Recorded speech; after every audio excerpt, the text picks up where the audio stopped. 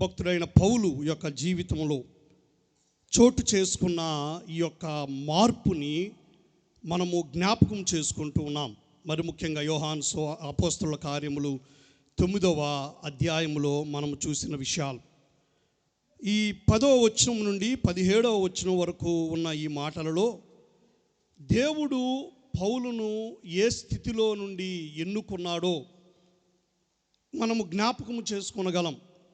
ఆ యొక్క పౌలుని లేక సౌలుగా ఉన్న సమయంలో దమస్కు మార్గములో దేవుని యొక్క వెలుగు ఆయన చూడటం, క్రింద పడిపోవటం, ఆ తర్వాత దేవుడు ఆయనను ఎందుకు ఎన్నుకున్నాడో అనే విషయాలను చాలా సూటిగా, చాలా స్పష్టంగా అక్కడ జ్ఞాపకము చేయటము మనము ఇక్కడ గమనించగలుగుతూ ఉన్నాం. కొన్ని మాటలు ఇక్కడ చూసిన మాటలు, మరి ముఖ్యంగా 15వ వచనం మన యొక్క అంశముగా తీసుకున్న ఈ యొక్క వచనాన్ని మనం చూస్తే, అందుకు ప్రభువు నీవు వెళ్ళుము అన్యజనుల ఎదుటను రాజుల ఎదుటను ఇశ్రాయేలీయుల ఎదుటను నా నామమును భరించుటకు ఇతడు నేను ఏర్పరచుకొనిన సాధనమై ఉన్నాడు. ఈయన స్థితి ఏమిటి? ఈయన ఎక్కడి నుంచి వచ్చాడు? ఇతని యొక్క ఆలోచన విధానము ప్రభువుని ఎదుర్కోవటానికి ముందు ఏ విధముగా ఉందో మనము అదే 9వ అధ్యాయము మొట్టమొదటి వచనాన్ని మనము గమనించినట్లయితే, సౌలు ఇంకను ప్రభువు యొక్క శిష్యులను బెదిరించుటయును హత్య చేయుటయును తనకు ప్రాణాధారమైనట్టుగా, ఇంకొక మాటలో చెప్పాలి అంటే, వాళ్ళందరినీ నేను హత్య చేస్తేనే నేను బతకగలను, వారందరూ చంపబడితేనే, వారందరూ చెరసాలలో వేయబడితేనే, ఎవరెవరైతే ప్రభు అయిన యేసు క్రీస్తుని వెంబడిస్తూ ఉన్నారో వారిని చంపివేస్తేనే నేను బ్రతకగలను, అదే నా బ్రతుకుకి ఒక అర్థం, పరమార్థం అన్నట్టుగా ప్రధాన యాజకుల దగ్గరికి వెళ్ళి వారి దగ్గర నుంచి పర్మిషన్ తీసుకొని దమస్కులోనికి వెళ్ళినట్లు దేవుని యొక్క వాక్యంలో రాయబడుతూ ఉన్నది.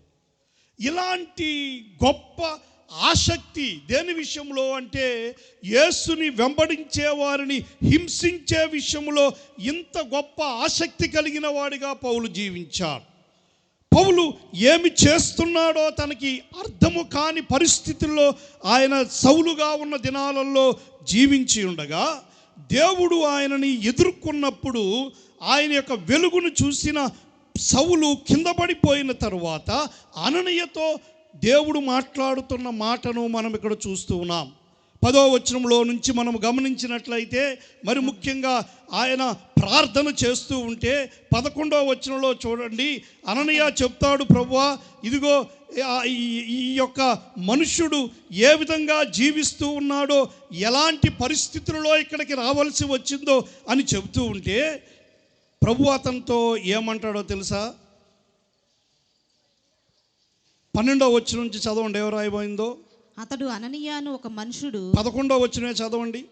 అతడు ప్రభువా ఇదిగో నేనున్నానను. అందుకు ప్రభువు నీవు లేచి తిన్ననిది అనబడిన వీధికి వెళ్ళి యోధా అనువాని ఇంట తార్సువాడైన సౌలు అనువాని కొరకు విచారించుము.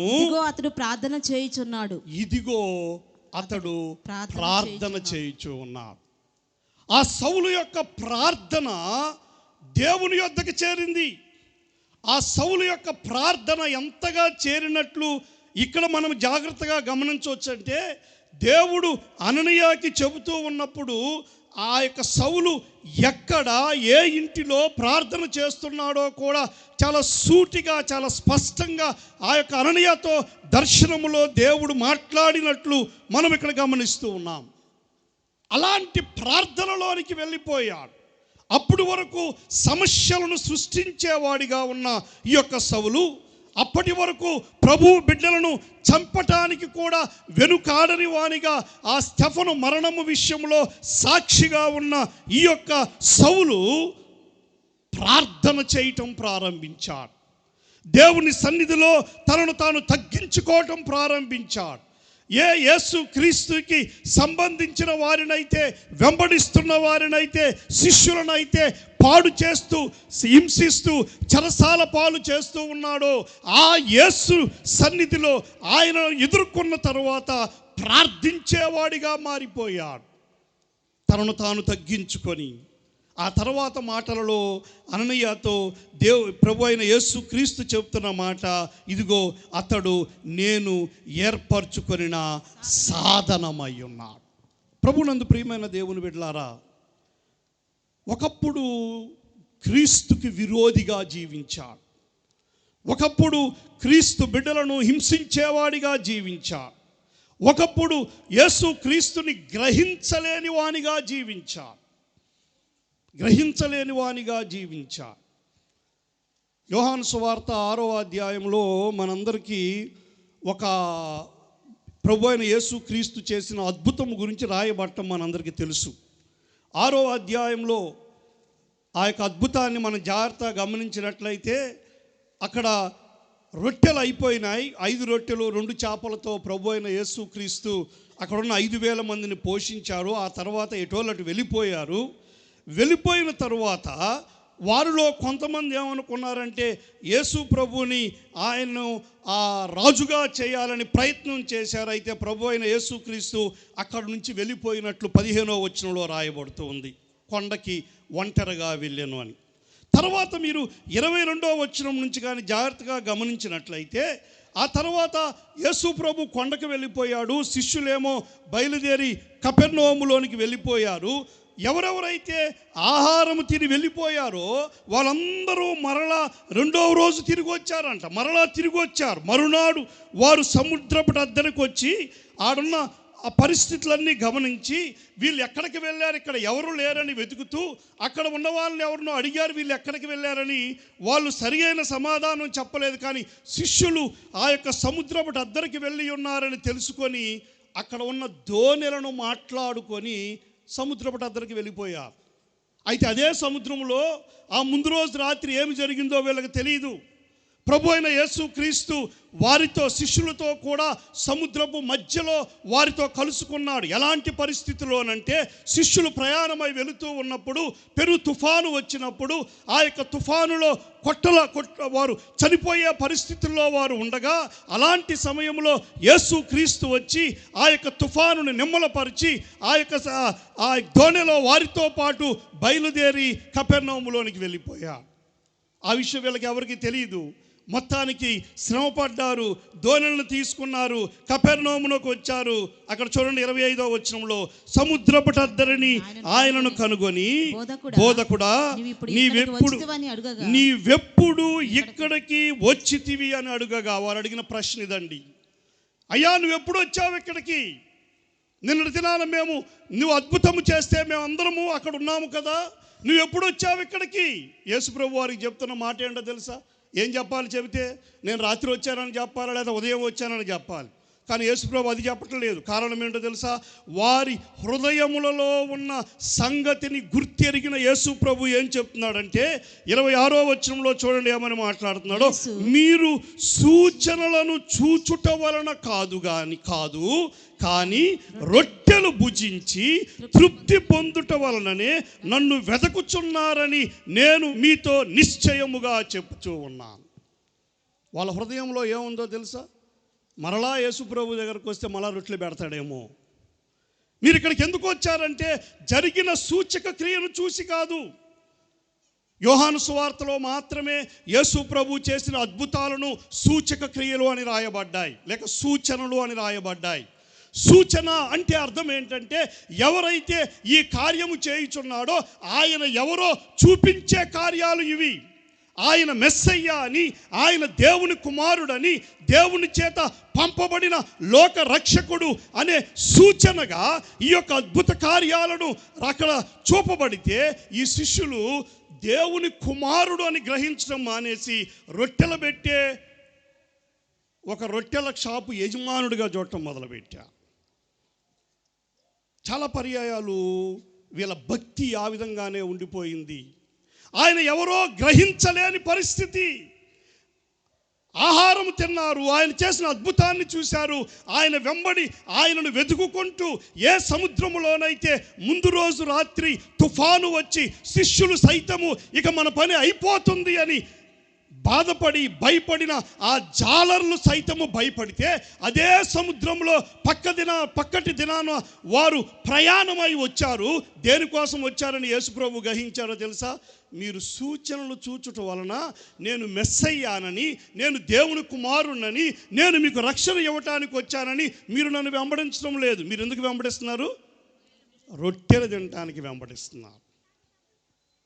గ్రహింపు లేని ప్రజలు ఆ దినాన ఈ దినాన కూడా యేసయ్యని ఎందుకు వెంబడిస్తామంటే, యేసయ్యని ఆయన లోక రక్షకుడు కాబట్టి కాదు, లేక ఆయన మనకు నిత్య జీవం ఇచ్చినందుకు కాదు. ఆయనను వెంబడిస్తే నాకు ఉద్యోగం వస్తాయి, నాకు డబ్బులు వస్తాయి, నాకు అయ్యి వస్తాయి, నాకు ఇవి వస్తాయి కాదండి. ఆయనను వెంబడిస్తే ఇవే వచ్చినా రాకపోయినా ఆయనను వెంబడించిన వారికి పరలోక రాజ్యం వస్తుంది. ప్రియమైన దేవుని బిడ్డలారా, మనం ఆయన ఎందుకు వెంబడిస్తున్నాం? వీళ్ళైతే సరి అయిన అవగాహన లేకుండా వెంబడిస్తూ ఉన్నారు. యేసు క్రీస్తు లోకానికి ఎందుకు వచ్చాడు అని అవగాహన లేని వారుగా వెంబడిస్తూ ఉన్నారు. అదే విధముగా ఇక్కడున్న పౌలు జీవితం సౌలుగా ఉన్నప్పుడు అసలు యేసు క్రీస్తు ఎవరో అర్థం కాని స్థితిలో జీవించాడు కాబట్టి యేసు క్రీస్తుకి సంబంధించిన ఆ యొక్క మనుషులందరినీ కూడా హింసించటానికి పూనుకున్నాడు. ఎప్పుడైతే యేసు క్రీస్తుని దర్శించాడో, ఆయన వెలుగుని దర్శించాడో, ఆయన స్వరాన్ని విన్నాడో, ఆయన మాటలను ఎప్పుడైతే విన్నాడో వెంటనే తన యొక్క జీవితము మారిపోయింది. అంత మాత్రమే కాకుండా దేవుడు తనను ఆయనకు ఒక సాధనముగా దేవుడు ఏర్పాటు చేసుకున్నాడు. ఎలాంటి సాధనమో తెలుసండి? తనను తాను ఎంతగానో తగ్గించుకున్న సాధనంగా పనిచేశాడు. ఎక్కడ కూడా అతిశయించలేదు. దైవజనులు చాలా చక్కటి మాటలు వారు ఏ విషయాలు, ఒక 3 విషయాలలో ఏ విధంగా లోతైన విషయాలను తెలియజేశారు మనకి.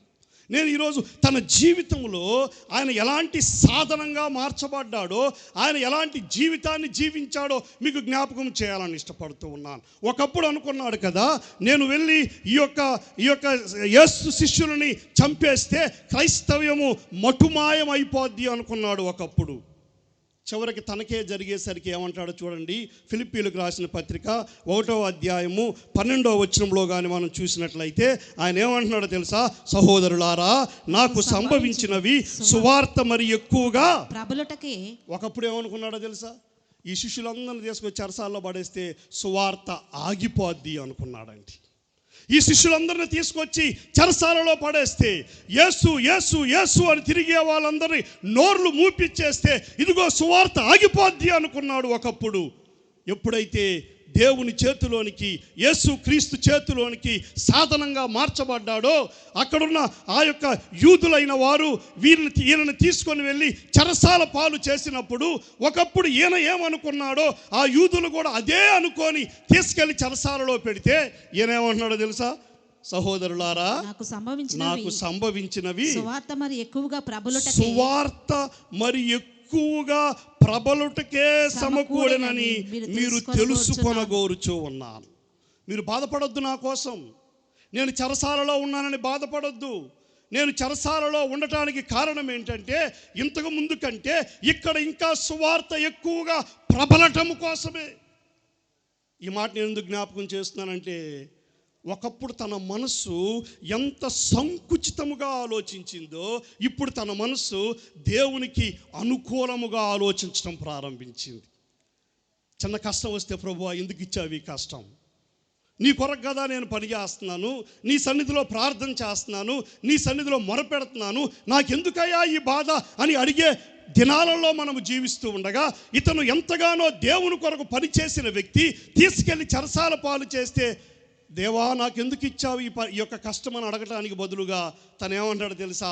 సువార్త మరి ఎక్కువగా ప్రబలుటకే. ఎందుకంటే ఆ కిందే దానికి అవసరమైన ఆ యొక్క వివరణ రాస్తూ ఉన్నాడు. ఎందుకు చూడండి, ఏలయనగా నా బంధకములు క్రీస్తు నిమిత్తమే కలిగినవని ప్రేతోర్యమను సేనలోని వారికి అందరికి తక్కిన వారికి అందరికి స్పష్టమాయను. ఇక్కడ ఏమని జ్ఞాపకం చేస్తున్నారు తెలుసా?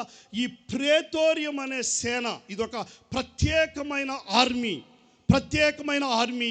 ఇది బయట సర్వసాధారణంగా తిరిగే ఆర్మీ కాదు. మన భాషలో అర్థం చేసుకోవాలంటే మనము బయట మనకి తిరిగే పోలీసు వారితో మనం ఎప్పుడు కావాలంటే అప్పుడు మాట్లాడేసేయచ్చు. కానీ ప్రైమ్ మినిస్టర్ లాంటి వారికి, ప్రెసిడెంట్ లాంటి వారికి కాపలా ఉండే ఆ యొక్క ఎస్పీజీ దగ్గరికి వెళ్ళామనుకోండి, స్పెషల్ సెక్యూరిటీ దగ్గరికి వాళ్ళు ఎవరు పడితే వాళ్ళు కలవటానికి వీలు లేదు. వారికి ఒక ప్రత్యేకమైన క్వార్టర్స్ ఉంటాయి. ఎందుకో తెలుసా? వారు అంత గొప్ప వారికి సెక్యూరిటీగా ఉంటూ ఉన్నారు. అలాంటిదే ఆ దినాలలో ఈ ప్రేతోర్యం అనే సేనండి. ఈ సేనకు సువార్త చెప్పాలంటే రోడ్లలో తిరుగుతా పౌలు సువార్త చెప్పలేడు, ఊర్లమ్మడి తిరుగుతా సువార్త చెప్పలేడు. ఈ యొక్క పౌలు చెరసాలలో వేయబడటం వల్ల పౌలుకి ద్వారాలు తెరవబడ్డాయి. ఎందుకో తెలుసా? ఆ ప్రేతోర్యం అనే సేన ఎదుట తను క్రీస్తునకు సాక్షిగా నిలబడటానికి. ప్రభునందు ప్రియమైన దేవుని బిడ్డలారా, ఆయన ఎలాంటి సాధనముగా దేవుని చేతిలో ఉపయోగపడుతూ ఉన్నాడంటే దేవునికి అనుకూలమైన విధానములో ఆలోచించే సాధనం. దేవునికి అనుకూలమైన విధానములో ఎక్కడ కూడా దేవుడు నాకు కీడు చేశాడు అనే దానికంటే కూడా దీనివలన దేవుడు తన కార్యము చేసుకోబోతూ ఉన్నాడు. ప్రియ సంగమా, ప్రియమైన దేవుని బిడ్డలారా, ఈ రాత్రి వేళ నీవు ఆయనను ఎందుకు వెతుకుచూ ఉన్నావు? ఆ రొట్టెలు తిన్నవాళ్ళు ఆయన రొట్టెల కోసం వెతికారు, కానీ ఆయన యేసు అని ఆయన్ని వెతకలేదండి. ఆ తర్వాతే ఆయన అంటాడు కదా, ఇదిగో నేనే జీవాహారం అంటాడు. ఆ యొక్క వచనాలు మీరు 6వ అధ్యాయం తర్వాత చదివితే నేనే జీవాహారం. ఆ జీవాహారాన్ని వెతకటం మానేసి ఆయనను అంగీకరించడం మానివేసి ఆయన ఇచ్చే రొట్టెల కోసం వాళ్ళు వెళ్ళారంట. దాన్నే యేసు ప్రభు ఖండించాడు వాళ్ళని. మీరు వెంబడించాల్సింది నేను యేసుని కాబట్టి మీరు వెంబడించాల్సింది ఆ యొక్క సూచనలు. మీరు నన్ను మీకు రక్షకునిగా చూపించాలే కానీ ఆ యొక్క సూచనలు కేవలము మీకు కడుపు నింటే సాధనాలుగా చూపించడానికి వీలు లేదు. వారి వలె అనేక పర్యాయాలు మనం కూడా యేసు ప్రభువుని కేవలము ఒక డాక్టర్ గానో, ఒక బ్యాంకర్ గానో, లేకపోతే ఉద్యోగాలు ఇస్తే ఒక బ్రోకర్ గానో చూస్తున్నాం యేసు ప్రభువుని. మొదట నిన్ను నన్ను రక్షించటానికి వచ్చిన పరమరక్షకుడు ఆయన. అందుకని ఆయన చెప్తున్నాడు కదా, ఆ జక్కయ్య ఇంటికి వెళ్ళిన తర్వాత అందరూ ఆయన అసహించుకుంటూనే ఉన్నారు. అక్కడున్న వారిలో నాకు తెలిసి ఏ ఒక్కరు కూడా జక్కయ్య ఇంటికి వెళ్ళటాన్ని బట్టి ఆనందించిన వాళ్ళు లేరు. కానీ యేసు ప్రభు చెప్తున్నాడు కదా, నశించిన దానిని వెదకి రక్షించటానికి మనుష్య కుమారుడు ఈ లోకానికి వచ్చాడు. అది అర్థం చేసుకోలేని స్థితిలో ఆ రోజు ఉన్నారు. ఆ తర్వాత సౌలుగా ఉన్న దినాలలో, పౌలు సౌలుగా ఉన్న దినాలలో ఆయన అర్థం చేసుకోలేదు. ఎప్పుడైతే యేసు ప్రభువుని ఎదుర్కొన్నాడో ఆయన ఆ యొక్క యేసు కోసం గొప్ప సాధనముగా, ఎలాంటి సాధనం అంటే ఇబ్బందులు వచ్చినప్పుడు యేసు ప్రభువుకి ఎదురు తిరిగే సాధనము కాదు, కానీ ఇబ్బందులు వచ్చినప్పుడు ఇది దేవుడు తన పని చేసుకోవటానికే నాకు అనుమతించాడు అనే ఒక మంచి దృక్పథము కలిగిన, ఒక అనుకూలమైన దృక్పథము కలిగిన సాధనముగా దేవుని కొరకు పనిచేశాడు. ప్రియ దేవుని బిడ్డలారా, నిన్ను నన్ను ఆయన సాధనాలుగా పిలుస్తూ ఉన్నాడు. ఎలాంటి సాధనాలో తెలుసా? అన్ని బాగున్నప్పుడు దేవుడని, ఏవి లేనప్పుడు పారిపోవటం కాదండి.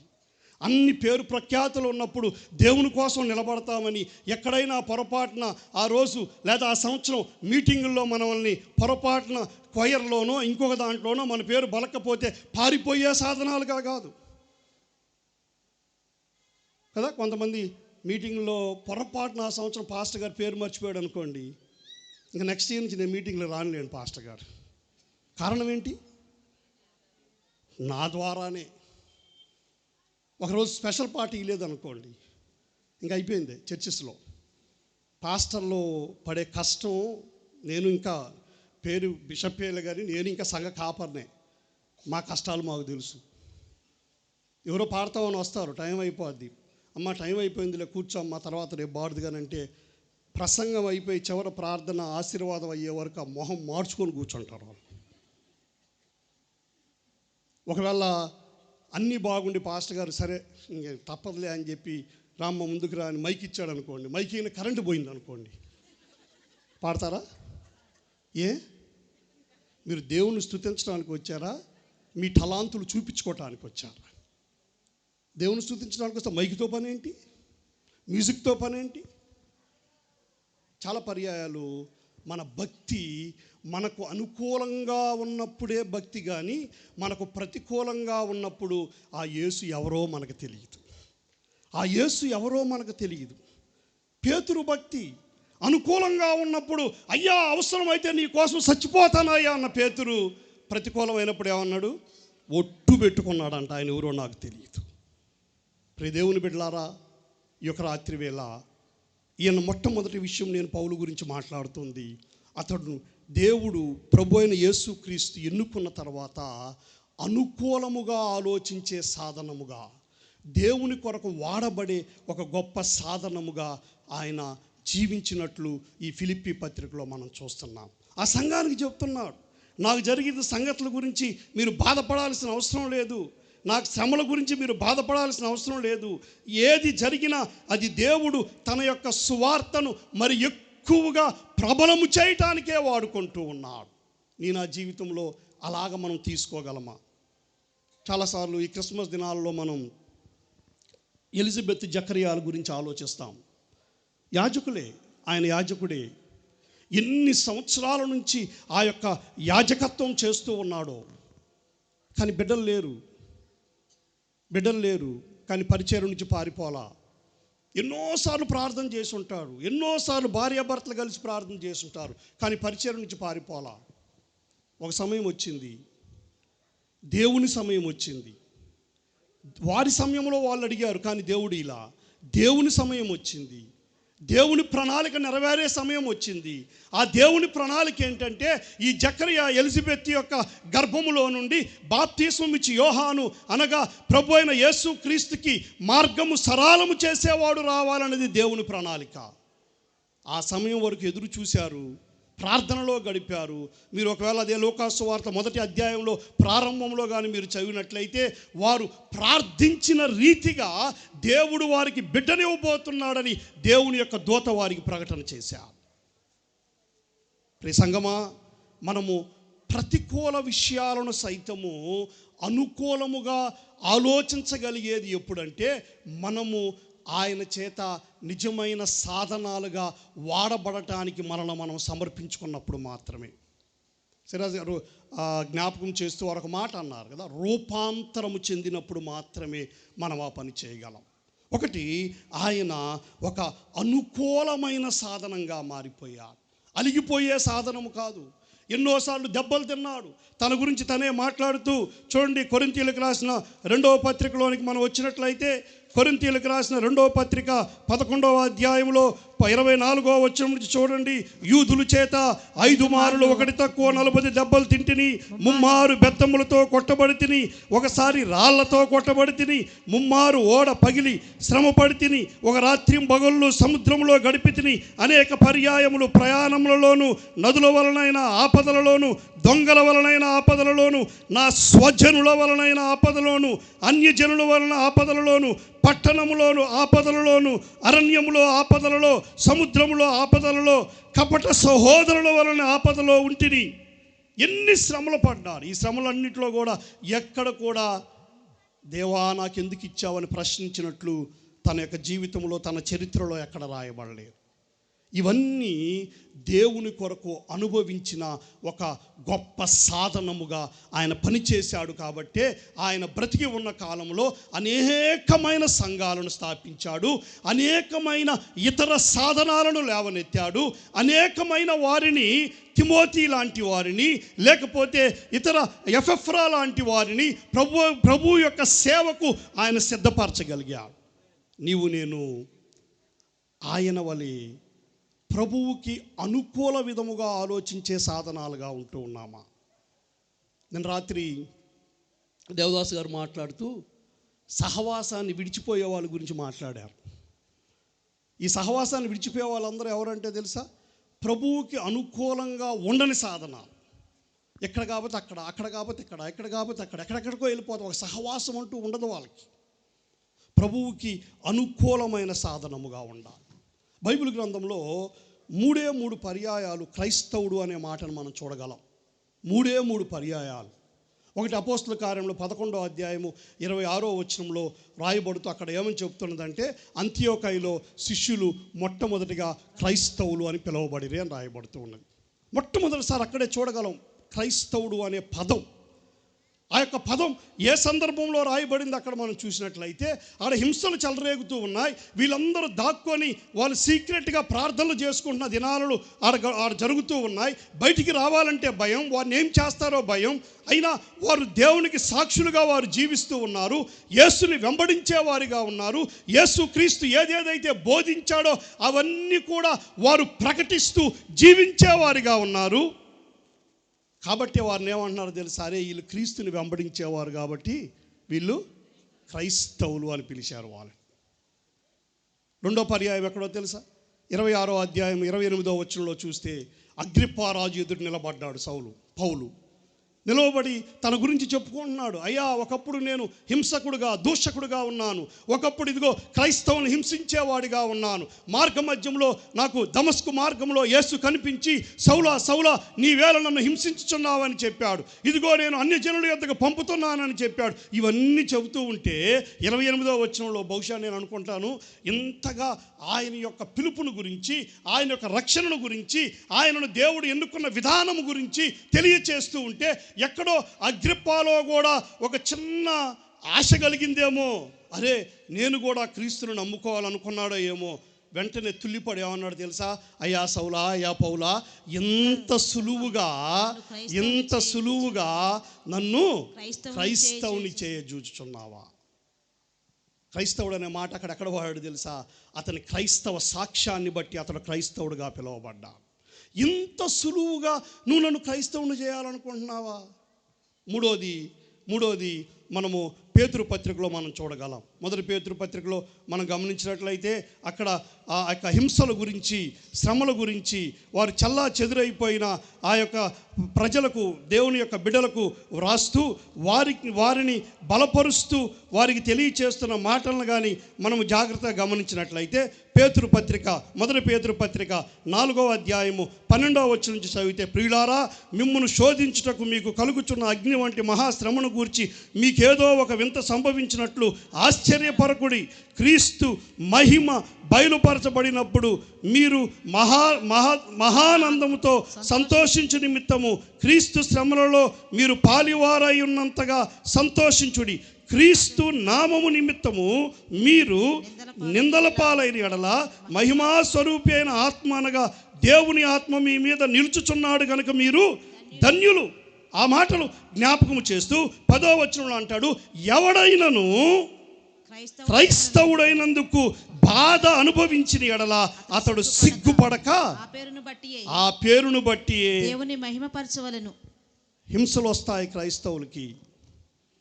ఇదేంటి పాస్టర్ గారు మీరు ఏదో కొత్తగా చెబుతున్నారు? ప్రభువుని నమ్ముకుంటే అయ్యి వస్తాయి ఇవి వస్తాయి అంటారు, మీరు హింసలు వస్తాయి అంటారేంటి? అదే బైబిల్ చెప్తుంది. తిమోతికి రాసిన 2వ పత్రిక 3వ అధ్యాయం మనం చదివినట్లయితే భక్తుడైన పౌలు తిమోతితో ఏమని జ్ఞాపకం చేస్తూ ఉన్నాడో తెలుసా? చూడండి, తిమోతికి రాసిన 2వ పత్రిక 3వ అధ్యాయం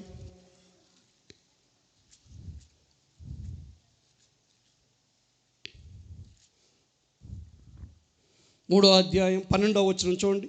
క్రీస్తు యేసునందు సద్భక్తితో బ్రతుకనుద్దేశించు వారందరూ హింస పొందుదురు. ఇవన్నీ పౌలుకు తెలుసు కాబట్టి, పౌలు అనుభవిస్తూ ఉన్నాడు కాబట్టి, పౌలు తనకు శ్రమలు వచ్చినా, తనకు హింసలు వచ్చినా, తనకు కష్టాలు వచ్చినా తను ఏమని చెప్తూ ఉన్నాడో తెలుసా? ఆయనకు అనుకూలముగా, ఇది సువార్తకు అనుకూలముగా జరుగుతున్నవి అని గ్రహించగలిగే ఆ యొక్క పరిశుద్ధాత్మ జ్ఞానమును కలిగిన వాడిగా ఉన్నాడు. ప్రభునందు ప్రియ దేవుని బిడ్డలారా, సౌలు దేవుని చేతిలోకి వచ్చి పౌలుగా ఆయన చేతిలో సాధనముగా ఆయన వాడబడిన విధానం ఏంటంటే, ప్రతిదీ దేవుని యొక్క దృష్టికోణములో నుంచి చూసేవానిగా ఉన్నాడు. తన కోణములో నుంచి కాదు, దేవుని యొక్క కోణములో నుంచి చూసేవాడిగా ఉన్నాడు. ఒకటి. రెండవది, ఆయన ఎలాంటి సాధనంగా వాడబడ్డాడంటే, తనను తాను ఎంతగానో తగ్గించుకున్నవానిగా ఉన్నాడు. కొరింథీ సంఘంలో ఒకసారి గొడవ జరిగిందంట. ఎలాంటి గొడవ జరిగిందంటే వాళ్ళు ముక్కలైపోయే పరిస్థితి వచ్చింది. మొదటి కొరింథీ పత్రిక 1వ అధ్యాయం నుంచి 3వ అధ్యాయం వరకు చదివితే వాళ్ళు ముక్కలైపోయే పరిస్థితి. దేనికిరా మీరు ముక్కలవుతున్నారు, దేనికి మీరు విడిపోతున్నారు అంటే వాళ్ళు చెప్పేది ఏంటో తెలుసా? అయ్యా, నాకు మొదట్లో పౌలు వచ్చి బోధించాడు, లేకపోతే అపోల్లో వచ్చి బోధించాడు, కాబట్టి నేను అపోల్లో ద్వారా రక్షణ పొందాను కాబట్టి నేను అపోల్లో వాడను. పౌలు ద్వారా రక్షణ పొందాను కాబట్టి నేను పౌలు వాడను. కేఫా ద్వారా రక్షణ పొందాను కాబట్టి నేను కేఫా వాడను. ఇది వాళ్ళకున్న గొడవ. దానికి పౌలు ఏమంటాడు తెలుసు? చాలా సింపుల్గా 13వ వచనం చూడండి, 1వ అధ్యాయము. క్రీస్తు విభజింపబడి ఉన్నాడా? క్రీస్తు విభజింపబడి ఉన్నాడా? పౌలు మీ కొరకు సిలువ పౌలు మీ కొరకు సిలువ వేయబడిన పౌలు నామమున మీరు బాప్తిస్మము పొందితిరా. నా నామమున. ఇక్కడ చాలా జాగ్రత్తగా గమనించండి. దాదాపు ఆయన యొక్క పరిచర్య జీవితంలో 25 సంవత్సరాల పైన పరిచర్య చేసిన పౌలు మాట్లాడుతూ ఈ కొరింథీ సంఘంతో రాస్తున్న సందర్భంలో మాట్లాడుతూ ఏమంటాడో తెలుసా? నా నామమున మీరు బాప్తిస్మము పొందితిరని ఎవరైనాను చెప్పకుండునట్లు. సింపుల్గా ఏం చెప్తున్నారు తెలుసా? క్రిస్పుకును గాయకును తప్ప మరి ఎవరికి నేను బాప్తిసమియ్యలేదు. అందుకై దేవునికి కృతజ్ఞతాస్తుతులు చెల్లించుచున్నాను. పౌలు పిచ్చోడనాలా మంచోడనాలా? పేరుకి బిషప్ అని పెట్టుకొని నేను ఒక 1000 మందికి బాప్తీసాన్ని ఇస్తే గ్రేట్, కానీ 2 బాప్తీసం ఇచ్చి దేవునికి కృతజ్ఞతాస్తుతులు చెల్లిస్తున్నాను అంటున్నాడు. కానీ దానికి ముందు రీజన్ ఏం చెప్పాడో తెలుసా? నేను బాప్తీసం ఇస్తే నేనే మీకోసం చచ్చిపోతానని మిస్అండర్స్టాండ్ చేసుకుంటున్నారు కాబట్టి నేను దేవునికి స్తోత్రం చెబుతున్నా. ఎందుకంటే ఎవరికి అలాంటి ఆలోచన రాకుండా నేను కొంచెం వెనకుండి నా ముందు ఇతరుల చేత నేను పని చేపిస్తున్నాను కాబట్టి. అదే మాట చూడండి. కేవలం నాకు తెలిసి ఆ తర్వాత మాట్లాడుతున్న మాటలో మనం చదివితే స్టెఫను ఇంటి వారికి నీ బాప్తీసం ఇచ్చి తిని వీరికి తప్ప మరి ఎవరికైనాను బాప్తీసం ఇచ్చితేనేమో నేను ఎరుగను. ఎంతగా తగ్గించుకుంటున్నాడు తను. నేనిచ్చే బాప్తీసం ద్వారా కాదు మీరు రక్షణ పొందింది, ఆయన చెల్లించిన ఆ యొక్క వెల, ఆయన చిందించిన ఆ రక్తములో కడుగబడ ద్వారా మీరు రక్షింపబడ్డారు. దేవునికి మహిమ కలుగును గాక. ప్రభునందు ప్రియమైన దేవుని బిడ్డలారా, ఇంత గొప్ప సేవకుడు, ఇంత పరిచర్య చేసిన వాడు, నాకు తెలిసి ప్రస్తుతానికి ఈ భూమి మీద ఉన్న ఏ ఒక్క దైవజనుడు కూడా స్థాపించనన్ని సంఘాలు స్థాపించిన వాడు, ప్రస్తుతానికి ఈ భూమి మీద ఉన్న ఏ బిషప్ కూడా స్థాపించని సంఘాలను స్థాపించిన వాడు, ఏ బిషప్ కానీ ఏ దైవజనుడు కానీ పొందనంది శ్రమలు పొందినవాడు. ఇలాంటి వాడు ఏమన్నాడో తెలుసా? నేను ఇచ్చింది 2 నేను ఇచ్చింది 2, లేకపోతే ఆ తర్వాత ఇంకొక 3కి ఇచ్చానేమో, ఇది తప్ప నాకు జ్ఞాపకమే లేదు. కారణం ఏంటంటే నీ రక్షణ నా రక్షణ నువ్వు మునిగిన నీళ్ళల్లోనో, నువ్వు నీ తల మీద ఉన్న చేతుల్లోనో, లేకపోతే ఇంకొక దాని మీదో, నువ్వు వెళ్తున్న మందిరంలోనో అది లేదండి. నీ రక్షణ నా రక్షణ నీ కొరకు నా కొరకు సిలువ పైన రక్తము కార్చిన ఆ యొక్క యేసు యొక్క రక్తములో మన రక్షణ ఉన్నది. కాబట్టి పౌలు తనను తాను గ్రేట్ చేసుకోవట్లేదు. నాకు ఎంతమంది ఉన్నారు, జనం ఎంతమంది విశ్వాసులు ఉన్నారని చెప్పుకోవటం లేదు. తను ఆయనకిచ్చిన పని ఏంటో తెలుసా? దేవుని చేతిలో పనిముట్టుగా స్వార్థను ఇతరులకు పంచటమే ఆయనకిచ్చిన పని. ఆ పని ఆయన చేశాడు. ఆ పని చేస్తూ ఆనందిస్తున్నాడు. దేవుని సన్నిధిలో తనను తాను తగ్గించుకుంటూ ఉన్నాడు. అదే దినాలలో ఇదే కొరింథీ పత్రికలో మనం చూసినట్లయితే ఎంతోమంది వారి యొక్క శరీరమును బట్టి అతిశయిస్తూ ఉన్నారంట. లేకపోతే ఫిలిప్పీ పత్రికలో మనం చూసినట్లయితే వారు తమ శరీరమును ఆస్పదము చేసుకొని మేము యూదులము, మేము ఇంత గొప్పవారము అని అతిశయపడుతూ ఉన్నారంట. పౌలు ఏమంటున్నాడో తెలుసా? నన్ను తగ్గించుకుంటూ ఉన్నాను. ఇదే కొరింథీ పత్రిక మొదటి పత్రిక 11వ అధ్యాయం చివరి భాగంలోను 12వ అధ్యాయంలోనూ మనం చూసినట్లయితే తనను ఎంతగా తగ్గించుకుంటూ ఉన్నాడంటే దేవుని సన్నిధిలో నేను హెచ్చింపబడకూడదు అని నేను తగ్గించుకుంటూ ఉన్నానని చెబుతూ, ఇలాంటి పరిస్థితుల్లో దేవుని సన్నిధిలో మొరపెడితే ఆయన అన్న మాట, నా కృప నీకు చాలును అన్నాడంట. ప్రియమైన దేవుని బిడ్డలారా, నిజమైన సాధనము, దేవుని చేతిలో ఉన్న నిజమైన సాధనము ఎలా ఉంటుందంటే పౌలు వలె తమను తగ్గించుకుంటుంది, ఆయనను హెచ్చించేదిగా ఉంటుంది. అపోస్తులైన పౌలు అదే కదా అన్నాడు, క్షమించండి, బాప్తిస్మిచ్చి యోహాను అదే కదా అన్నాడు, నేను తగ్గవలసిందే, ఆయన హెచ్చవలసిందే. నేను కేవలము మార్గము సరళము చేయటానికి వచ్చాను. ప్రియ దేవుని బిడ్డలారా, ఇది కేవలం సేవకులుగా మా కోసమే కాదు, ఇది మనందరి కోసం జ్ఞాపకం చేస్తున్నాను. ఆయన చేతులలో మనము సాధనములుగా, ఆయనకు మహిమకరముగా జీవించటానికి పిలువబడిన వారందరూ కూడా ఆయన సన్నిధిలో తమను తాము తగ్గించుకొని ఆయన కొరకు జీవించేవారిగా ఉండాలి అనే విషయాన్ని మనం ఎన్నడూ మర్చిపోవటానికి వీలు లేదు. ఆయనకు మాత్రమే మహిమ తీసుకొని రావాలి. దైవజనులు ఇందాకే జ్ఞాపకం చేశారు, మనం రూపాంతరము చెందాలి. తద్వారా ఎవరికి మహిమ అండి? దేవునికి మహిమ తీసుకొని రావాలి.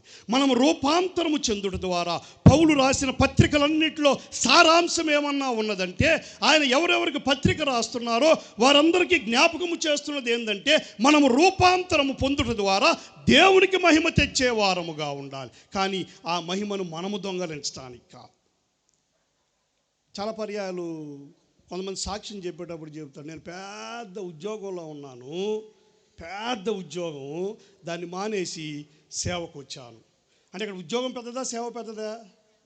పెద్ద ఉద్యోగం అన్నానంటే ఉద్యోగమే పెద్దది. లేకపోతే నేను పెద్ద కులంలో ఉన్నాను, దాన్ని మానేసి యేసుప్రభు పిలిచాడు అంటే ఈ కులం అంటే యేసుప్రభు కులం పెద్దది కాదు, ఆ పెద్ద కులమే పెద్దది. ఈ మధ్య సాక్ష్యాలు అలా తయారైపోయినాయి. ఎవరిని హెచ్చించాలో ఆయనను హెచ్చించలేదు, నన్ను నేను హెచ్చించుకుంటున్నాను. నా బ్యాక్గ్రౌండ్ గురించి మాట్లాడుకుంటున్నాను, నా వెనక నుంచి నా యొక్క కుటుంబ పరిస్థితుల గురించి మాట్లాడుకుంటూ ఉన్నాను. కానీ ఆయనను హెచ్చించేవాడిగా పౌలు జీవిస్తూ ఉన్నాడు. అప్పుడప్పుడు పౌలు ఈ విషయాలు చెప్పాడు కూడా.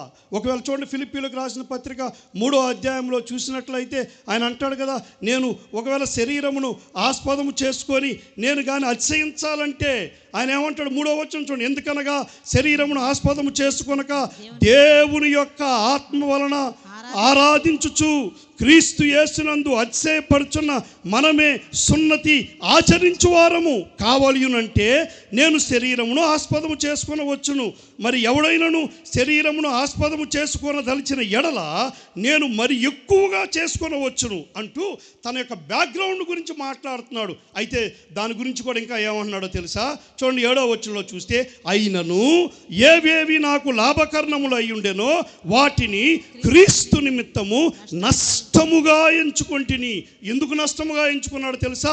నిశ్చయముగా నా ప్రభు అయిన యేసు క్రీస్తుని గూర్చిన అతి శ్రేష్టమైన జ్ఞానము నిమిత్తము సమస్తమును నష్టముగా ఎంచుకొంటిని.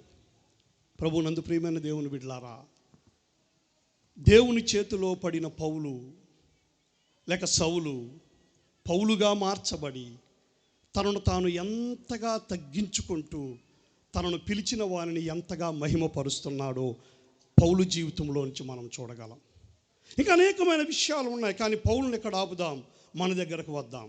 ఎఫెస్సీ సంఘానికి రాస్తూ పౌలు ఒక మాట మాట్లాడుతున్నాడు. చూడండి, 2వ అధ్యాయం, ఎఫెస్సీలకు రాసిన పత్రిక 2వ అధ్యాయం 1వ వచనం చూడండి. మీ అపరాధముల చేతను పాపముల చేతను మీరు చచ్చిన వారై ఉండగా ఆయన మిమ్మును క్రీస్తుతో కూడా బ్రతికించెను. నెంబర్ 1, పౌలు పరిస్థితి చూసాం. పౌలు ఒకప్పుడు దుర్మార్గుడుగా ఉన్నాడు, దూషకుడుగా ఉన్నాడు, హింసకుడుగా ఉన్నాడు, క్రీస్తుకి వ్యతిరేకంగా పనిచేసిన వాడిగా ఉన్నాడు. ఇంకా యేసు ప్రభు మాటలో చెప్పాలంటే యేసునే హింసించేవాడిగా ఉన్నాడు. అలాంటి వాడు జీవితం ఎంతగా మారిపోయిందంటే యేసు కొరకు హింసలు పొందటానికి ఒక సాధనముగా మార్చబడ్డాడు. అంత మాత్రమే కాదు, ఆ హింసలలో కూడా యేసుని చూస్తూ ఆయన యొక్క మార్గాన్ని అనుసరిస్తూ ఆయన జీవితంలో జరిగే ప్రతి దానికి సువార్తకు అనుకూలంగానే మార్చుకున్న వానిగా మనము పౌలును చూస్తూ ఉన్నాం. మొదటిది.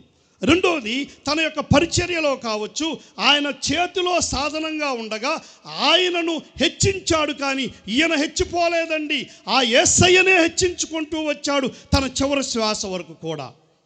మన దగ్గరకు వస్తే పౌలు యొక్క ఎఫెసీ సంఘానికి రాస్తూ ఒకప్పటి వారి స్థితిని గురించి రాస్తున్నాడు.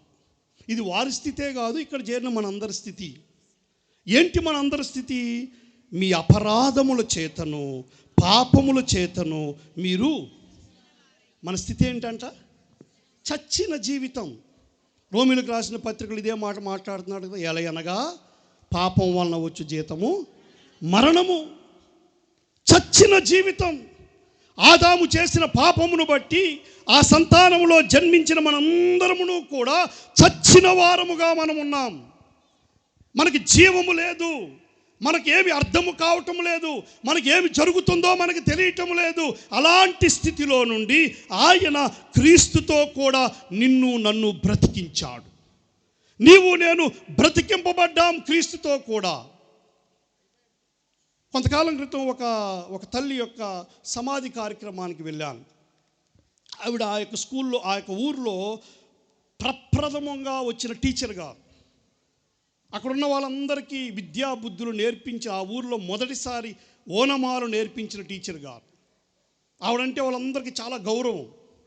అయితే అక్కడ మనకు తెలిసిందే కదా, గ్రామాలలో ఆడ తాగుబోతులు ఉంటారు, ఇష్టానుసారంగా మాట్లాడే వాళ్ళు ఉంటారు. అలాంటి వారు కూడా ఆమెను చూశారంటే ఒక పక్కకు తప్పుకొని వెళ్ళిపోతారు దూరం నుంచి చూస్తే, ఎంత ఆన్లో ఉన్నా సరే. ఆమె ఒకరోజు చనిపోయారు. సమాధి కార్యక్రమానికి తీసుకొని వెళ్తూ ఉన్నారు. సమాధి దగ్గరికి తీసుకొని వెళ్ళారు ఆమెను సమాధి చేయటానికి.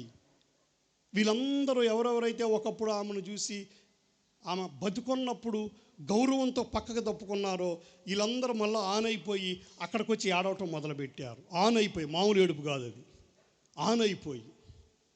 కారణం ఏంటో తెలుసా? ఆమె బతుకున్నప్పుడు ఆమెకు విలువ ఉంది. ఆమె బతుకున్నప్పుడు ఆమె తిడతాదనే భయం ఉంది. ఆమె బతుకున్నప్పుడు అయ్యో టీచర్ అమ్మగారు రానుంది. ఒకసారి ఆమె చనిపోయిన తర్వాత వాల్యూ లేదు. మన జీవితం ఒకప్పుడు విలువ లేని జీవితం, స్పర్శ లేని జీవితం, మనం ఏమి చేస్తున్నామో స్పృహ లేని జీవితం. శవాన్ని ఏం చేసినా దానికి స్పృహ ఉంటుందా? ఈ మధ్యకాలంలో వార్తల్లో వింటున్నా, ఒక ఆయన అంట వాళ్ళ ఆమెను చంపి ముక్కలు కోసి బాగా ఉడకబెట్టి మళ్ళీ మామూలుగా కాదంట. ఈ రోజుల్లో చంపటం అంటే చాలా ఈజీ అయిపోయింది. ఎంత భయంకరం అయిపోయిందో రోజులు, ఎంత భయంకరంగా. దానికి ఏమైనా స్పర్శ ఉంటుందా, స్పృహ ఉంటుందా? ఒకప్పుడు మన బ్రతుకులదే. మనం పాపం చేస్తున్నాం, అది పాపమని మనకు స్పృహ లేదు. మనం దేవునికి విరుద్ధంగా జీవిస్తున్నాం, కానీ మనకు స్పృహ లేదు. కానీ దేవుడు ఏం చేశాడో తెలుసా? తన కుమారుడైన క్రీస్తుతో నిన్ను నన్ను బ్రతికించాడు. ఒకప్పుడు చచ్చిన వారం, ఇప్పుడు బ్రతికిన వారం. చెప్పండి, ఒకప్పుడు చచ్చిన వారం, ఇప్పుడు చచ్చిన వారమేనా? బ్రతికిన వారం, జీవము కలిగిన వారం, స్పృహ కలిగిన వారం మనం. మొదటిది వారికి చెప్తున్నాడు. రెండవది అదే 2వ అధ్యాయంలో కానీ మనము చూసినట్లయితే 11వ వచనం నుంచి కొన్ని విషయాలను జ్ఞాపకం చేస్తూ ఉన్నారు. ఒకప్పుడు మన పరిస్థితి ఎలా ఉన్నది, మరి ముఖ్యంగా 12వ వచనంలో చూస్తే, ఆ కాలమందు ఇశ్రాయేలుతో సహపౌరులు కాక పరదేశులను, వాగ్దాన నిబంధనలు లేని జనులను, నిరీక్షణ లేని వారును, లోకమందు దేవుడు లేని వారయ్యుండి క్రీస్తుకు దూరస్తులయ్యుంటిరని మీరు జ్ఞాపకం చేసుకొనుడి. అయినను మునుపు దూరస్తులైన మీరు ఇప్పుడు క్రీస్తు యేసునందు క్రీస్తు రక్తము వలన సమీపస్తులై ఉన్నారు. రెండవది, ఒకప్పుడు దేవుడు లేని వారం, ఒకప్పుడు దేవునికి దూరంగా జీవిస్తున్న వారం. అయితే క్రీస్తు యేసు వలన, క్రీస్తు రక్తము వలన మాత్రమే ఈరోజు మనము ఆయనకు సమీపస్తులుగా జీవిస్తూ ఉన్నాం. ఆయన చిందించిన రక్తములో నీవు నేను శుద్ధి చేయబడి ఆయనను విశ్వసించుట ద్వారా ఆయన పిల్లలుగా నీవు నేను మార్చబడ్డాం.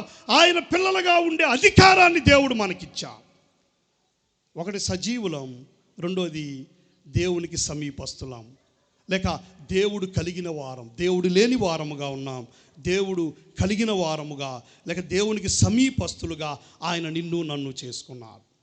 మూడవది కూడా నేను ముగింపులోనికి మిమ్మల్ని తీసుకొని వెళ్ళాలనుకుంటున్నాను. పేతురు భక్తుడు రాస్తున్న పత్రికలో, మొదటి పత్రిక 2వ అధ్యాయము, పేతురు రాసిన మొదటి పత్రిక 2వ అధ్యాయము 9వ వచనాన్ని చదువుకుందాం.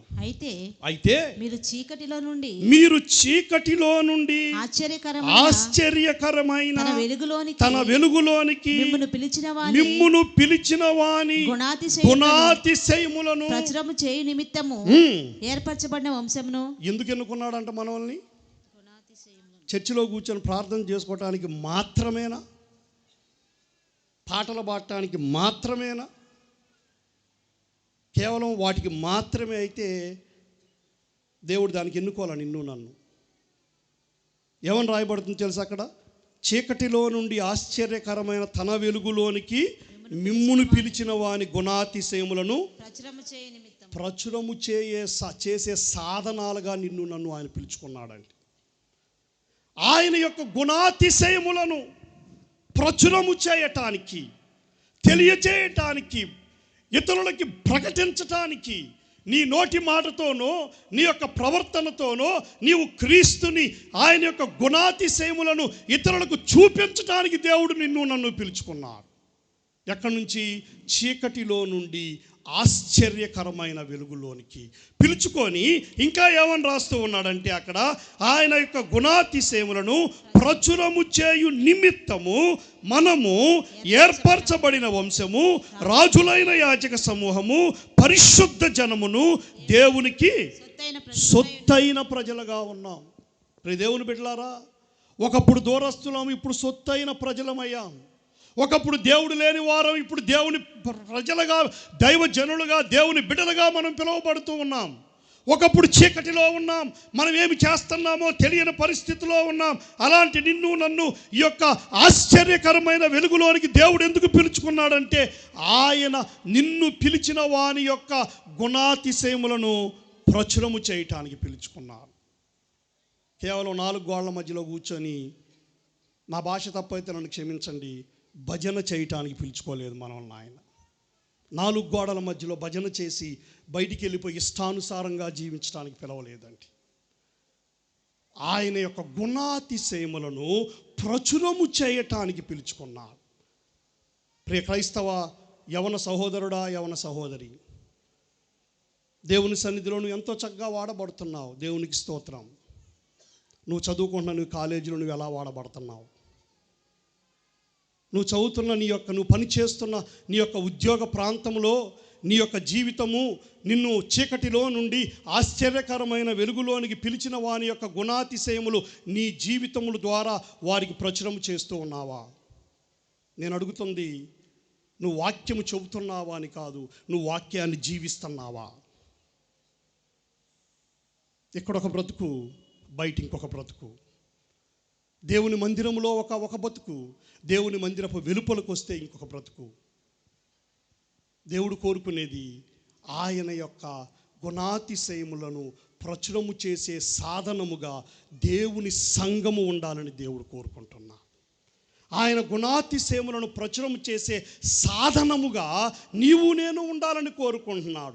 అదే కోరిక పౌలు జీవితంలో ఆయన పిలుచుకున్నాడు, సాధనముగా ఉంచుకున్నాడు.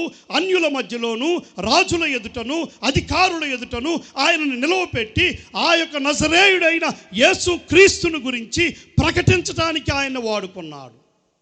కేవలం ఆయన్ని మాత్రమే కాదు, పౌలును మాత్రమే కాదు, నిన్ను నన్ను కూడా ఆయన గుణాతిశయములను మన జీవితంలో ప్రచురము చేయాలని దేవుడు కోరుకుంటున్నాడు. మైకులు బయటికి వెళ్తున్నాయి కాబట్టి కొన్ని చెప్పలేను నేను. అయినా ఒక మాట చెప్తాను. చాలా కాలం క్రితం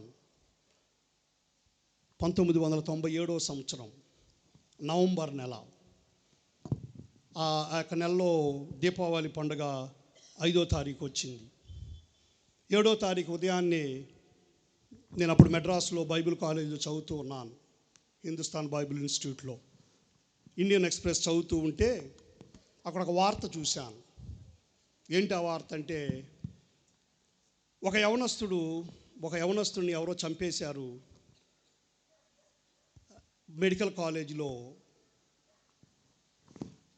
మాట వినకపోతే ర్యాగింగ్ టైంలో చంపేసి చనిపోయాడు. చనిపోయిన తర్వాత శరీర అవయవాలను వేరు చేసి తీసుకెళ్ళి బస్సులో బయలుదేరి చెన్నైకి వస్తూ తన ముండాన్ని మాత్రం సూట్ కేసులో పెట్టా అంట, కాళ్ళు చేతిలో గోని సంచిలో కట్టా అంట, చంపేసిన అబ్బాయి తల తీసేసి వాళ్ళ కాలేజ్ పక్కన ఉన్న కాలువలో పడేసా అంట.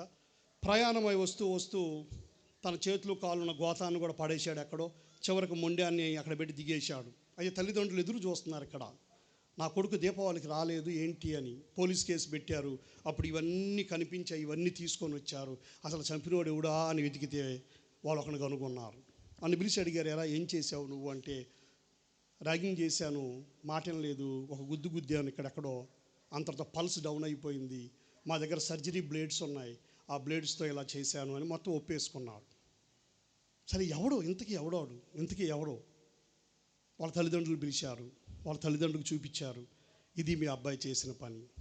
వాళ్ళ తల్లిదండ్రులు అన్నారు, వాడికి మీరు ఎలాంటి శిక్ష వేస్తారో ఆ శిక్ష వేసుకోండి. ఇది న్యూస్ పేపర్లో వచ్చిన వార్త. 1997 సంవత్సరం నవంబర్ మొదటి 2 వారాల్లో వచ్చిన వార్త. ఆ చంపినోడి పేరు ఏంటో తెలుసా? John David.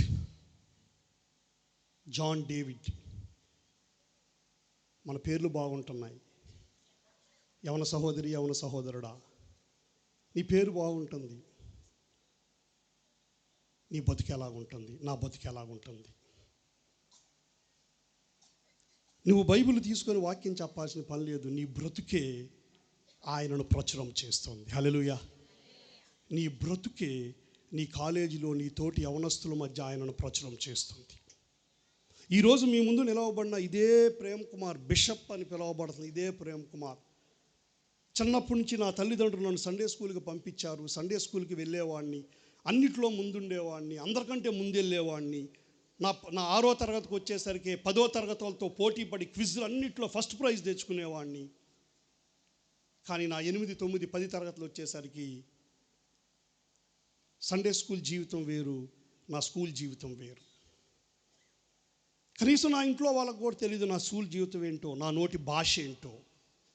నా స్కూల్లో నా అన్యులైన స్నేహితులు నేను నోరు తెరిస్తే దండం పెట్టేవారు. అరే నీకు దండం రా, నీతో మేము మాట్లాడలేవరా, అంత భయంకరమైన మాటలు మాట్లాడేవాడు. నోట్లో నుంచి ఆ మాట లేనిదే ఏదో ఒక మాట, బూతు మాట, వేరే మాట రాదు బయటికి. కానీ సండే స్కూల్ నాకంటే పరిశుద్ధుడు ఇంకొకళ్ళు లేడు. ఒక టైం వచ్చింది నా జీవితంలో, నేను ఎంత పాపినో నాకు అర్థమైంది. ఆయన సన్నిధిలో పశ్చాత్తాపడ్డాను, కన్నీరు కార్చాను. ఆయన తన రక్తంలో నన్ను కడుక్కున్నాడు, శుద్ధుణ్ణి చేశాడు. ఆ తర్వాత తిరుపతి పట్టణంలో నేను పాలిటెక్నిక్ చేయడానికి వెళ్ళాను. నాకు చాలామంది స్నేహితులు ఉన్నారు, నా సహోదరులు. చీరాల నుంచి నాకు అన్యులైన స్నేహితులు కొంతమంది ఏర్పడ్డారు. ఒకరోజు వాడు ఎవరినో తిట్టాడు, నా పక్కన ఉన్నవాడిని భయంకరమైన బూతులు ఏదో తిట్టాడు. నేను తన పక్కనే ఉన్నా, నన్ను గమనించలేదు. తర్వాత గమనించి నా దగ్గరకు వచ్చి అంటాడు, అరే సారీరా, నువ్వు ఉన్నావని తెలియక నేను బూతులు మాట్లాడాను.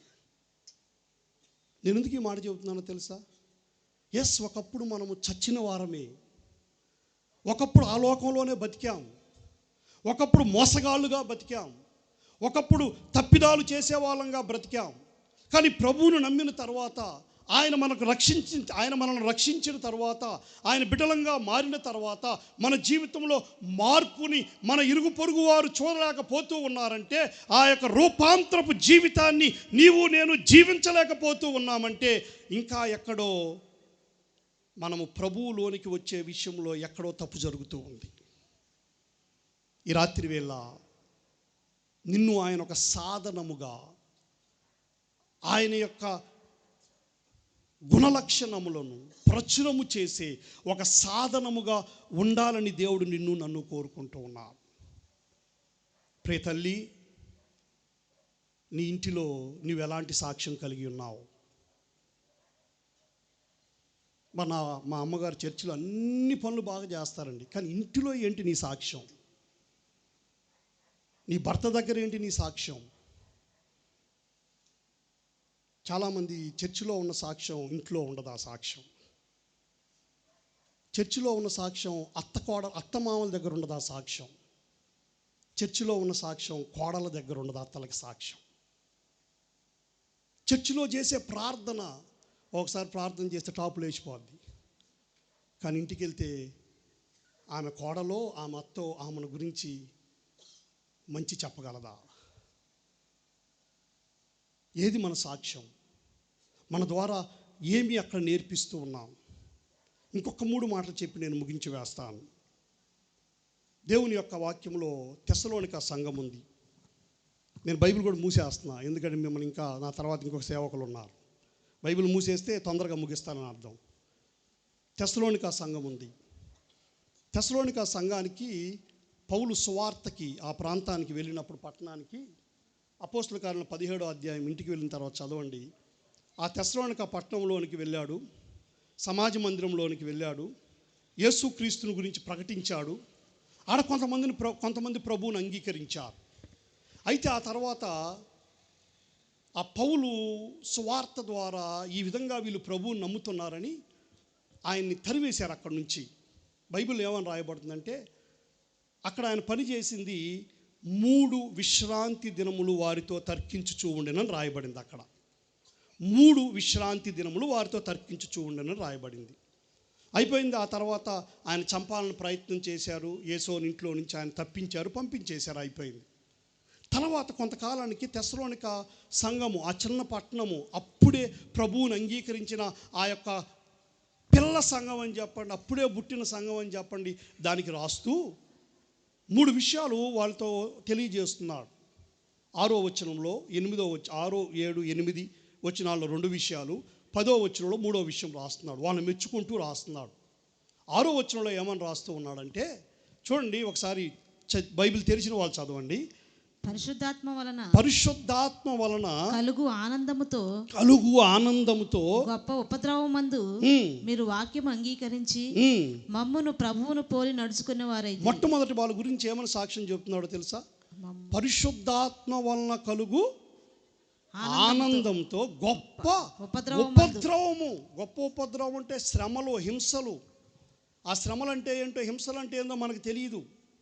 వాటిని మనం ఇంతవరకు రుచి కూడా చూడలేదు, కొద్ది కూడా రుచి చూడలేం మనం. కాబట్టి వాటి వాల్యూ మనకు తెలియదు అసలు.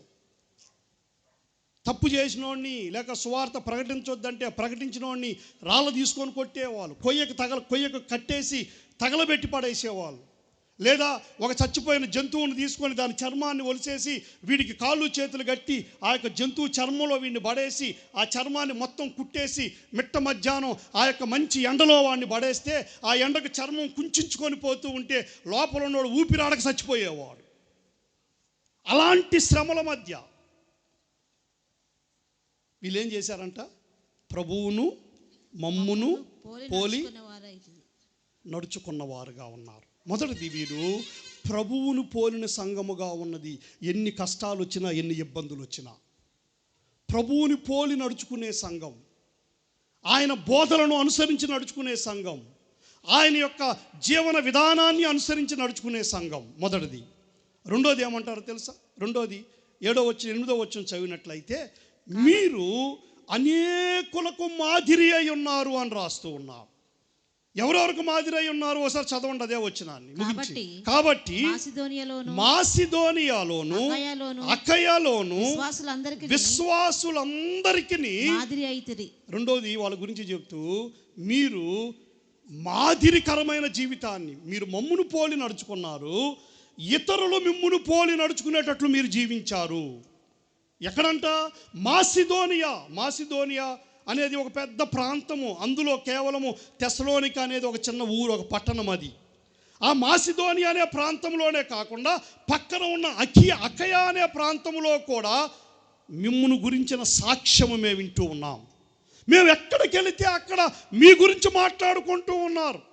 మేము ఎక్కడికి వెళితే అక్కడ ఆ యొక్క తెస్సలోనిక పట్టణము యొక్క భక్తి ఏంటయ్యా, విశ్వాసం ఏంటి, వారి జీవన విధానం ఏంటి అని మిమ్మును గురించి మాట్లాడుకుంటూ ఉన్నారు. ప్రియదేవుని బిడ్డలారా, వారి గురించి ఇది 2వ సంగతి. ఈ 2 జరగటానికి కారణం ఏంటో తెలుసా? 3వ సంగతి 10వ వచనంలో చెప్తూ ఉన్నాడు. చూడండి ఏమని రాయబడుతూ ఉన్నదో, మీ యొద్ద మాకెట్టి ప్రవేశము దొరికెను. అక్కడి జనులు మమ్మను గూర్చి తెలియజెప్పుచున్నారు. మరియు మీరు విగ్రహములను విడిచిపెట్టి జీవము గలవాడును సత్యవంతుడును నగు దేవునికి దాసులగుటకును దేవుడు మృతులలో నుండి లేపిన యేసు అనగా రాబో ఉగ్రత ఉగ్రత నుండి మనలను తప్పించుచున్న ఆయన కుమారుడైన యేసు పరలోకము నుండి వచ్చునని చూచుటకును వారి జీవితము ఈ విధంగా మారటానికి కారణం ఏంటంటే వారి ఎదురుచూపు దేని కొరకో తెలుసా? వస్తానన్నవాడు రాక మానడు అని నమ్మారు కాబట్టి. ఆయన ఏ రోజైనా వస్తాడు కాబట్టి మనము ఆయనను పోలిన వారమై ఇతరులకు మాదిరిగా జీవించాలని తీర్మానము చేసుకొని బ్రతికారు. మిగిలిన అన్ని పత్రికలు, అన్ని పుస్తకాలను ఒక పక్కన పెడితే ఈ తెస్సలోనిక పత్రికలో మాత్రము అందులో ఉన్న ప్రతి అధ్యాయములో కూడా చివర వచనాలు యేసు క్రీస్తు యొక్క రాకడ గురించే మాట్లాడుతూ ఉంటాయి. ఆయన రాబోతూ ఉన్నాడు, ఆయన రాబోతూ ఉన్నాడు. 2వ అధ్యాయం తీయండి, చివర వచనం ఏమని రాయబడుతుందో చూడండి. 2వ అధ్యాయం చివర వచనం, మా నిరీక్షణ అయినను ఆనందమైనను అతిశయ కిరీటమైనను ఏది? మన ప్రభువైన యేసు యొక్క రాకడ సమయమున. మన ప్రభువైన యేసు యొక్క రాకడ సమయమున. ప్రభువైన ప్రియమైన దేవుని బిడ్డలారా, మిగిలిన నేను చదివించిన తర్వాత మీరు చదవండి. ఆయన రాకడను దృష్టిలో పెట్టుకొని జీవించే వీరు దేవుని చేతిలో మహోన్నతమైన సాధనాలుగా, అకయాలోను ఆ యొక్క తెస్సలోనికలో ఉన్న వీరు అక్కడున్న చుట్టుపక్కల వారందరికీ కూడా మాదిరి కలిగిన వారిగా జీవించారు. ఒక గొప్ప సాధనాలుగా జీవించారు. ఆ దేవుని యొక్క వారిని పిలిచిన వాని యొక్క గుణాతిశయములను ప్రచురముపరిచేవారిగా జీవించారు. నీవు నేను అలా జీవించాలి అనే ప్రేరణ మనకు రావాలి అంటే ఈ రాత్రి జ్ఞాపకం చేసుకుందాం. నీవు నేను ఆ రాబోతున్న 2వ రాకడలో రాబోతున్న ప్రభు అయిన యేసు క్రీస్తు కొరకు మనం సిద్ధపడుతూ ఉన్నామా? ఒక మాట చెప్పనా,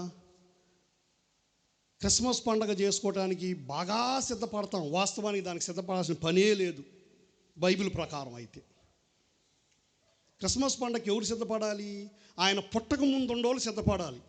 ఆయన వస్తానన్నాడు, నా గర్భంలో పుట్టాలి, నా గర్భంలో పుట్టాలి, నా ఇంట్లో పుట్టాలి, వాళ్ళు సిద్ధపడాలి.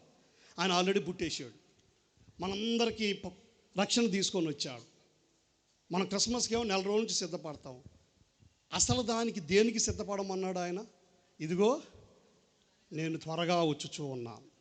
దాని కొరకు మనం సిద్ధపడుతున్నామా? ఈరోజు ఆయన నిన్ను నన్ను పిలిస్తే మన పరిస్థితి ఏంటి?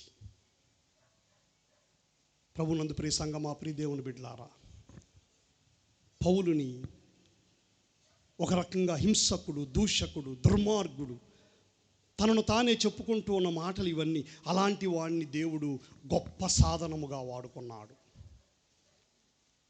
చచ్చిన మనలను బ్రతికించుకున్నాడు, దూరస్తులైన మనలను దగ్గరికి చేర్చుకున్నాడు. తన కుమారుని యొక్క రక్తాన్ని బట్టి చీకటిలో నుండి వెలుగులోనికి మనల్ని పిలుచుకున్నాడు. ఎందుకంటే ఆయన గుణాతిశయాలను ప్రచురం చేయటానికి. కేవలం ఈ 5 రోజులు ప్రచురం చేసి వెళ్ళిపోదామా? లేకపోతే ఇది మొదలుకొని ఆయన చేతిలో సాధనాలుగా ఉందామా?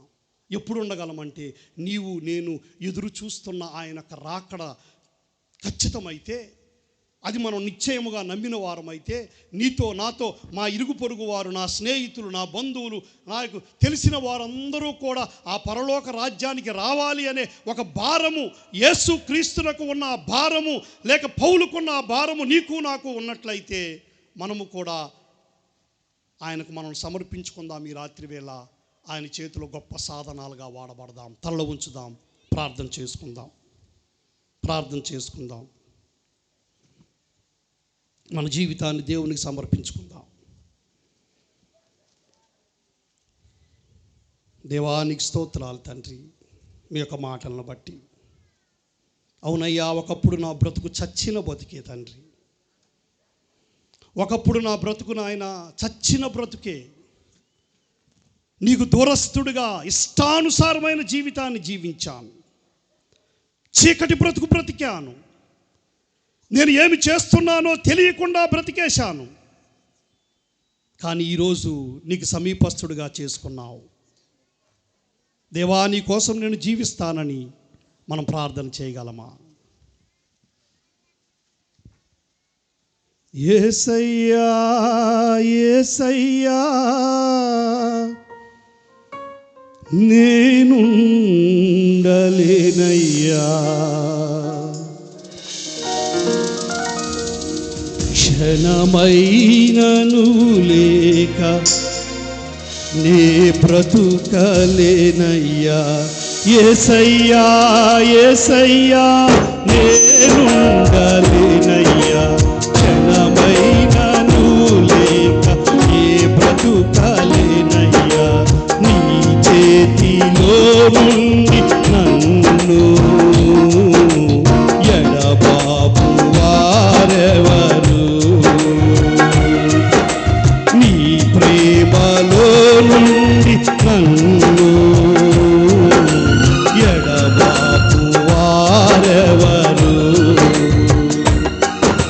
శ్రమైనను శత్రువైనను నిన్ను నన్ను వేరు చేయలేవు.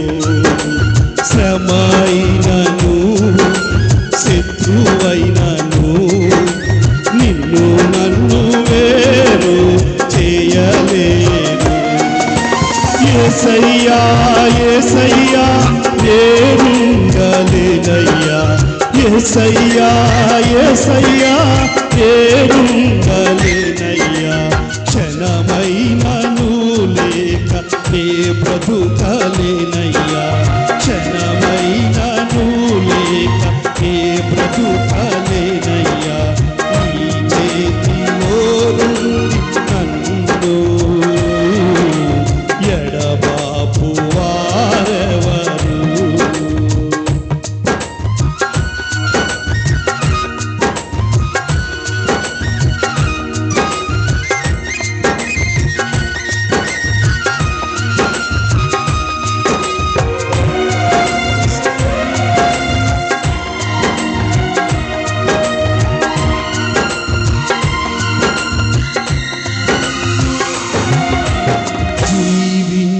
జీవించుచున్నది నేను కాదు, క్రీస్తు నాలో జీవిస్తున్నాడు.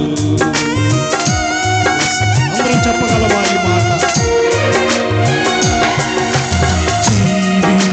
జీవించుచున్నది నేను కాదు, క్రీస్తు నాలో జీవిస్తున్నాడు. ఏదేమైనా నాకు యేసే కావాలి, ఎవరేమన్నా నాకు యేసే కావాలి. ఏదేమైనా నాకు యేసే కావాలి, ఎవరేమన్నా నాకు యేసే కావాలి. యేసయ్యా యేసయ్యా నేనుండలేనయ్యా, యేసయ్యా యేసయ్యా నేనుండలేనయ్యా, క్షణమైనను లేక నే బ్రతుకలేనయ్యా, క్షణమైనను లేక నే బ్రతుకలేనయ్యా. నీ ప్రేమలో నుండి నన్ను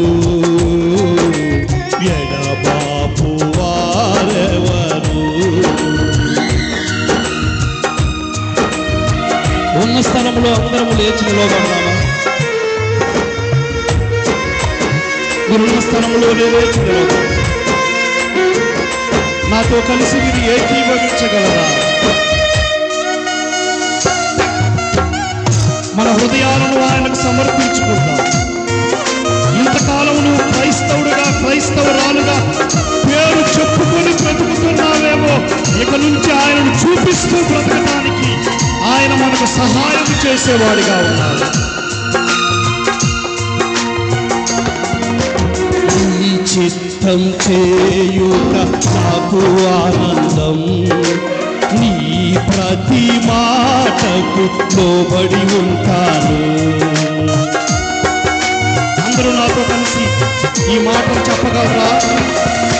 నీ చిత్తం చేయుట నాకు ఆనందం, నీ ప్రతి మాటకు లోబడి ఉంటాను. ఏమిచ్చినా నీకే స్తోత్రాలు, ఏమి కాపోయిన వందనాలు. ఏమి ఇచ్చినా నీకే స్తోత్రాలు, ఏమి ఇవ్వకపోయినా వందనాలు. యేసయ్యా యేసయ్యా నేనుండలేనయ్యా, యేసయ్యా యేసయ్యా నేనుండలేనయ్యా. నీవు లేక క్షణమైనా నే బ్రతుకలేనయ్యా, నువ్వు లేక క్షణమైనా నే బ్రతుకలేనయ్యా. ఈ ప్రేమలో నుండి నన్ను ఎడబాపు వారెవరు? అవును ప్రభువా, ఈరోజు నేనేమై ఉన్నాను అది కేవలము నీ కృప అయి ఉన్నది ప్రభువా. చచ్చిన నన్ను బ్రతికిచ్చావు, నీకు దూరస్తున్నైన నన్ను నీ హక్కును చేర్చుకున్నావు. చీకటిలో కుట్టుమిట్టాడుతున్న నన్ను ఆశ్చర్యకరమైన వెలుగులోనికి పిలిచావు. నన్ను నువ్వు పిలుచుకోవటంలో ఒక ఉద్దేశం ఉన్నది నాయనా. నీ చేతులలో నేను బలమైన సాధనముగా ఉండాలని, పౌలు వలె నేను కూడా నీ సువార్తను ప్రకటించాలి అని, నీ కుమారులుగా నీ యొక్క సేవకులముగా ఇక్కడ చేరిన అందరము తండ్రి నీ నామాన్ని ప్రచురము చేసే ఆ యొక్క గొప్ప ధన్యతను మా అందరికీ మీరు ఇచ్చినందుకు స్తోత్రం. విన్న మాటలు మా అందరి వినికిడిలో దీవించమని యేసు నామములో ప్రార్థించి వేడుకొనుచున్నాము తండ్రి, ఆమేన్. అందరం కూర్చుందాం దయచేసి. శ్రేష్టమైన సందేశాన్ని అందించిన దేవుని దాసులు బిషప్